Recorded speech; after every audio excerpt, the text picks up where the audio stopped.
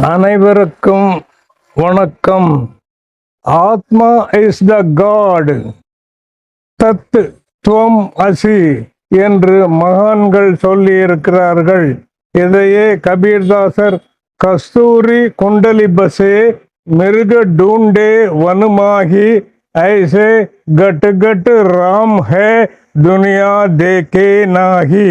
அதாவது அவர் ஆத்மாவை பற்றி என்ன சொல்கிறார் என்றால், கஸ்தூரி மானில் உடம்பில் நறுமணம் வீசுகிறது.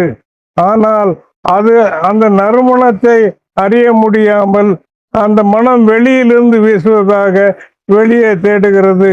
இதை போன்று மக்கள் இறைவன் தன்னுள் இருக்கிறான் என்று அறியாமல் மக்கள் இருக்கிறார்கள் என்று சொல்லுகிறார். எல்லாம் வல்ல இறைவன் மனம் என்னும் மாய கருவியை கொண்டு மனிதர்களை ஆட்டுவிக்கிறார்.